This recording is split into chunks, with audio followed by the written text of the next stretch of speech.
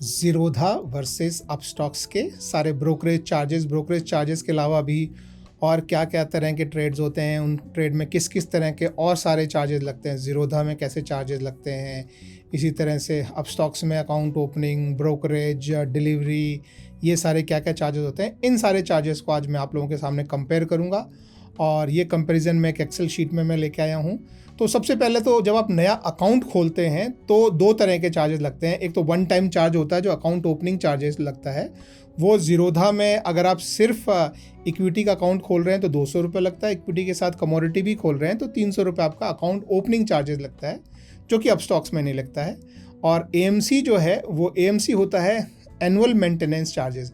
वो अलग अलग तरह के नाम से आपसे चार्ज किया सकता है, कुछ लोग एएमसी बोलते हैं, कुछ लोग मेंटेनेंस चार्जेस बोलते हैं। तो कोई भी चार्जेस जो आपको बिना ट्रेड किए हर साल में, चाहे एक बार, दो बार, तीन बार, चार बार, अलग अलग तरीके से अगर कुछ लगता है चार्जेस, तो वो एएमसी में आप कंसिडर कर सकते हैं। तो ज़ीरोधा में एक साल में 300 रुपये जो है वो आपको एक बार में लगता है, और ये 75 रुपये हर क्वार्टर में लगता है। मतलब हर 3 महीने से आपके अकाउंट में 75 रुपये जो है वो कट जाएगा। और इसी तरह से अपस्टॉक्स में एक साल का उससे आधा यानी 150 रुपये लगता है। तो ये एक इम्पॉर्टेंट चीज़ है। अगर आप ट्रेडर हैं और आप इंट्राडे में ट्रेड करते हैं तो, और आप छोटा ट्रेड करते हैं, तो छोटा ट्रेड अगर आप करते हैं इंट्राडे में तो आपको ज़ीरोधा में थोड़ा फ़ायदा है, क्योंकि यहाँ 0.03% लगता है और यहाँ पे 0.05% आपका ब्रोकरेज लगता है। लेकिन अगर आप थोड़े बड़े ट्रेडर हैं और हर ट्रेड आपका 60-70 हज़ार या उससे ऊपर का होता है, तो फिर दोनों में आपको मैक्सिमम जो है वो 20 रुपये लगेगा, और 20 रुपये से ऊपर कभी भी इसमें चार्ज नहीं लगता है। यहाँ जो सबसे बड़ा जो मेजर डिफरेंस है वो है आपका डिलीवरी शेयर्स में, और इस वजह से मुझे अपस्टॉक्स पसंद नहीं है, और इसी वजह से मुझे ज़ीरोधा ज़्यादा पसंद है कि जब भी मैं कोई इन्वेस्टमेंट करता हूँ, कोई शेयर खरीदता हूँ, जो मैं 1 दिन, 2 दिन, 10 दिन, 1 साल, 2 साल, 10 साल, 50 साल रखूँ, मैं कितना भी टाइम रखूँ, उस शेयर को खरीदने में कोई ब्रोकरेज नहीं लगता है। जबकि आप देखेंगे अपस्टॉक्स में 20 रुपये या जितने का शेयर आपका खरीदा है उसका 2.5% बहुत ज़्यादा होता है। मतलब अगर आप 100 रुपये का शेयर खरीदेंगे तो आपका 2.5 रुपये जो है वो खरीदते समय चला जाएगा और 2.5 रुपये आपका बेचते समय चला जाएगा। तो मतलब 100 रुपये का शेयर खरीदा है तो 5 रुपये आपका बाइंग और सेलिंग में जा सकता है। लेकिन अगर आप जो है वो बड़े अमाउंट में खरीदते हैं तो ये चार्जेस जो हैं वो 20 रुपये से ऊपर नहीं जाएगा। तो अगर आप बहुत बड़ा ट्रेड ले रहे हैं तो 0 रुपये या 20 रुपये में ज़्यादा फ़र्क नहीं पड़ता है। लेकिन जो छोटे इन्वेस्टर हैं उनके लिए जो है ज़ीरोधा मेरे हिसाब से ज़्यादा अच्छा ऑप्शन है। इसी तरह से सेम चीज़ जो है वो आप या इंटरडे जैसा ही करेंसी में है कि 0.03 ज़ीरोधा में ब्रोकरेज लगता है, 0.05 अपस्टॉक्स में लगता है। लेकिन जो बड़े ट्रेडर हैं उनके लिए 20-20 रुपये दोनों में लगेगा, क्योंकि 20 रुपये से ज़्यादा ट्रेड का ब्रोकरेज नहीं लगता है। म्यूचुअल फंड में अगर आप इन्वेस्ट कर रहे हैं तो दोनों में बराबर है। फ्यूचर का ब्रोकरेज भी जैसा मैंने आपको बताया इंट्राडे जैसा ही है, 20 या 0.03, 20 या 0.05। तो इसमें भी ज़ीरोधा, ज़्यादातर चीज़ों में आप देखें तो ज़ीरोधा जो है वो बहुत फ़ायदा देता है। लेकिन सिर्फ ये है कि आपको 150 रुपये साल का एक्स्ट्रा देना पड़ता है। इसके बाद हम जो है समझते हैं ये डीपी चार्ज, ये बहुत लोगों को नहीं मालूम होता है। डीपी चार्ज क्या होता है कि जब भी आप कोई शेयर खरीदते हैं और वो शेयर आपके डिपॉजिटरी में चला जाता है या डीपी में चला जाता है, और आप अगले दिन या उसके अगले दिन या 1 महीने बाद, 1 साल बाद जब भी आप उसको बेचने जाते हैं, तो at the time of selling only आपको ये एक एक्स्ट्रा पैसा देना पड़ता है जो ब्रोकरेज से अलग होता है, जिसको डीपी चार्जेस बोलते हैं या डिपॉजिटरी पार्टिसिपेंट चार्जेस बोलते हैं।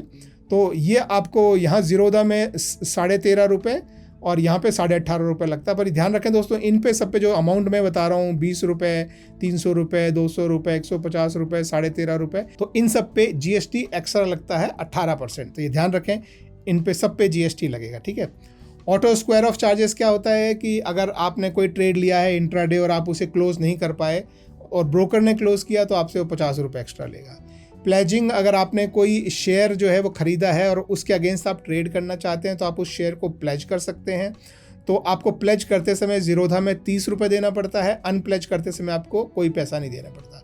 अपस्टॉक्स में 20 रुपये आपको प्लेज करते समय देना पड़ता है, 20 रुपये आपको अनप्लेज करते समय देना पड़ता है। मतलब प्लेज का मतलब होता है गिरवी रखना। तो यहाँ पे 30 रुपये जो गिरवी रखते समय देना है, यहाँ पे 20 रुपये गिरवी रखते समय देना है, 20 रुपये वो गिरवी रखी को छुड़वाते के समय फिर 20 रुपये देना पड़ता है। तो ये मेरे हिसाब से ज़ीरोधा इसमें भी थोड़ा फ़ायदेमंद है।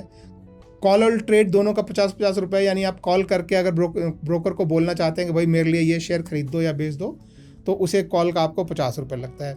IPO आप दोनों में फ्री में अप्लाई कर सकते हैं, ये एकदम बिल्कुल फ्री है।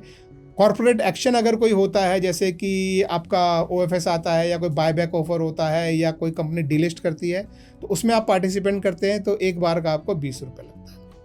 पेमेंट गेटवे जो है, यहाँ पे अपस्टॉक में आपको 7 रुपये लगता है, यहाँ पे आपको पेमेंट गेटवे के थ्रू पे करते हैं तो 9 रुपये लगता है, UPI के थ्रू पे करते हैं तो बिल्कुल पैसा लगता है। तो ये सारे जो है चार्जेस हो गए दोस्तों। इसके अलावा यही चार्जेस नहीं होते हैं, बहुत सारे और चार्जेस होते हैं। ट्रांजैक्शन चार्जेस जो होते हैं वो आपके सामने ये देखिए लिखे हैं, ये सब दोनों में कॉमन है, ये सारे ब्रोकर्स में कॉमन है और ये हमेशा लगेंगे ही, ये छट नहीं सकते हैं। ट्रांजैक्शन चार्जेस जो है वो या तो BSE या NSE को जाता है, सेबी चार्जेस जो है वो सेबी को जाता है, STT जो है सेंट्रल गवर्नमेंट को जाता है, GST सेंटर और स्टेट गवर्नमेंट के बीच में डिवाइड होता है, स्टैम्प ड्यूटी आपकी स्टेट गवर्नमेंट को जाता है। तो ये सारे चार्जेस आपके हर बाइंग और सेलिंग ट्रेड पर लगते ही हैं, उनका परसेंटेज मैंने आपकी इन्फॉर्मेशन के लिए यहाँ रखा है।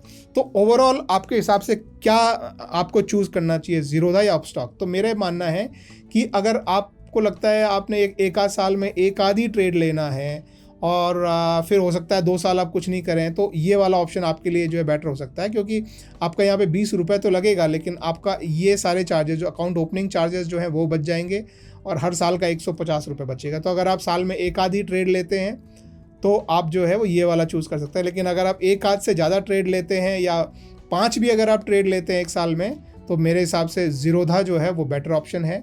मेरा अकाउंट जो है वो ज़ीरोधा में है, अपस्टॉक्स में मैंने अकाउंट नहीं खोला है, क्योंकि ये वाला जो पॉइंट है इसे मैं बोल्ड में कर देता हूँ। तो ये पॉइंट जो है ये मेरे लिए काम नहीं करता है कि डिलीवरी वाले शेयर पे भी ज़्यादातर ब्रोकर्स पैसा नहीं लेते हैं, अपस्टॉक 20 रुपये लेता है, तो वो मेरे लिए ठीक नहीं बैठता है। इसलिए मैंने अपना अकाउंट ज़ीरोधा में खोला, आपको भी खोलना है तो नीचे डिस्क्रिप्शन में लिंक है। Thank you very much, have a good day, bye bye.